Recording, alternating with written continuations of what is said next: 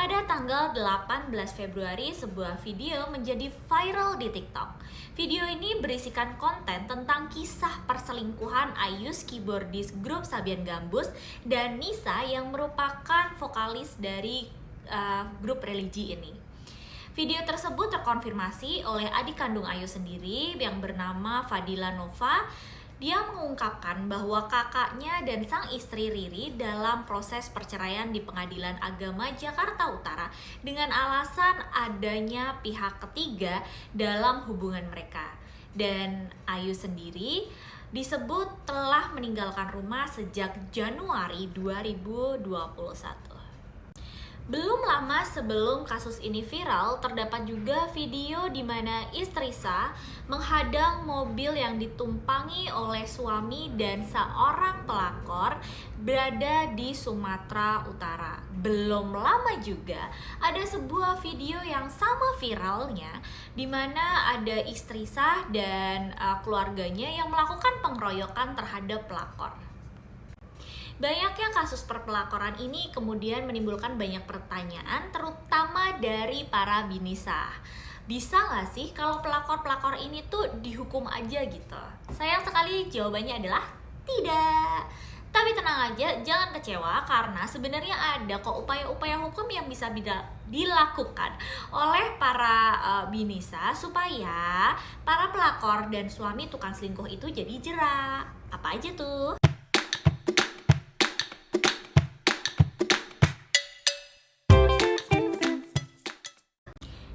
Banget karena udah mampir di video dosen hukum. Jangan lupa buat like, comment, subscribe, dan turn notification on supaya kalau dosen hukum upload video baru kamu langsung tahu. Ini pentingnya setia dalam ikatan pernikahan. Sebelum aku membahas banyak hal, aku mau nanya lebih dulu ya.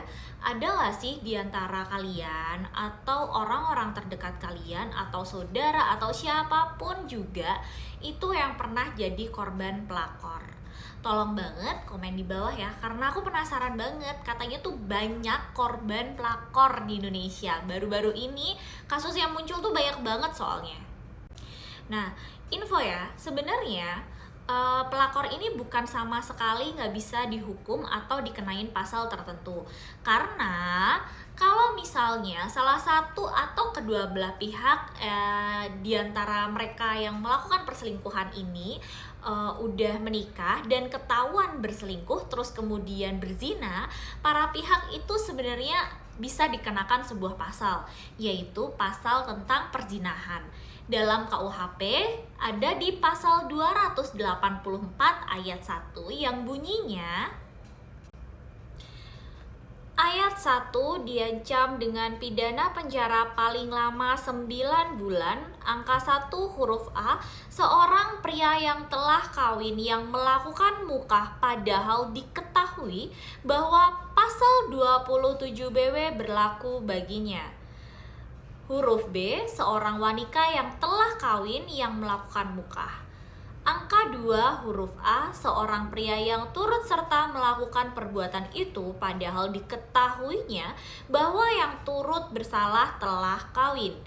Huruf B, seorang wanita yang telah kawin turut serta melakukan perbuatan itu padahal diketahuinya olehnya bahwa yang turut bersalah telah kawin dalam pasal 27 BW berlaku baginya. Agak belibet, sorry ya, belibet banget. Nah, aku mau ngasih tahu ya, ini tuh peringatan untuk para binisa. Kenapa? Karena banyak banget, aku tahu perasaan kalian sebagai binisa tuh pasti kayak gemes banget ya kalau misalnya denger atau ngeliat ada pelakor, apalagi tuh melakorin suami kalian.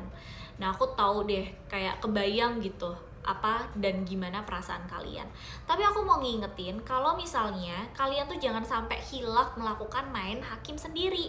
Kenapa? Karena salah-salah kalau misalnya si pelakor ini kalian pukul atau kalian jambak atau kalian lakuin apapun ke dia, terus dia luka ringan dan ngelaporin kalian malah bisa kena pasal penganiayaan ringan yang diatur dalam pasal 352 ayat 1 KUHP.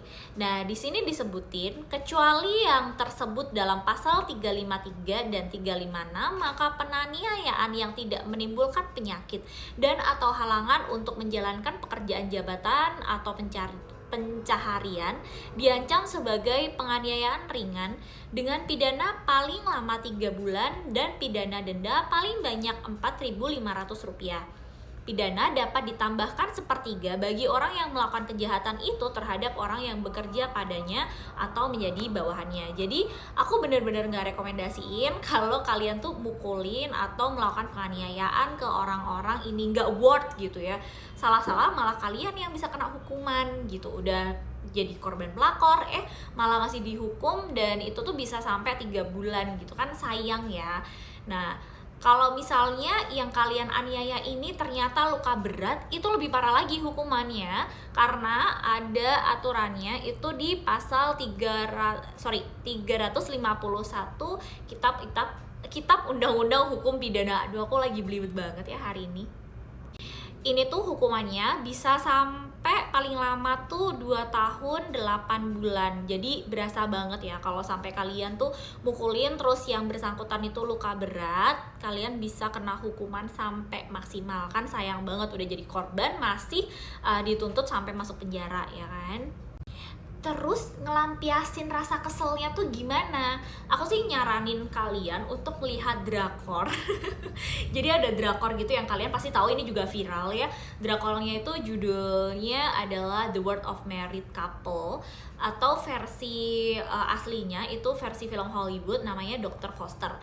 Di situ tuh ada nice movement banget buat para binisa untuk menghadapi perselingkuhan. Kayak misalnya mereka tuh ngajarin atau nunjukin bahwa korban perselingkuhan ini tuh pura-pura nggak tahu sambil mereka itu nyelamatin aset-aset berharga, terus merubah hak kepemilikan dan balik namain aset-aset atau ngelakuin hal-hal lainnya untuk ngumpulin bukti perselingkuhan. Jadi ketika kalian itu udah berhadapan di persidangan, kalian tuh ada di posisi tawar yang tinggi gitu. Hakim tuh juga jadi mikir-mikir karena kalian tuh emang korban gitu loh.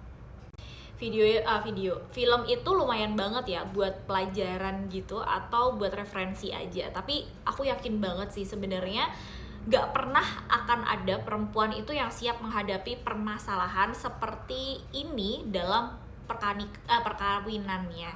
Aku mau ngasih tips juga kalau misalnya kalian itu gak pengen melalui hal-hal seperti ini, dan ada gak sih upaya yang bisa kita lakuin untuk memitigasi risiko atau sebagai upaya preventif, gimana sih supaya melindungi diri kalian dari pernikahan yang merusak hidup kalian, atau at least itu buat jaga-jaga gitu ya. Kalau misalnya tiba-tiba suami kalian melakukan hal kayak gini, itu apa sih yang bisa kalian lakuin?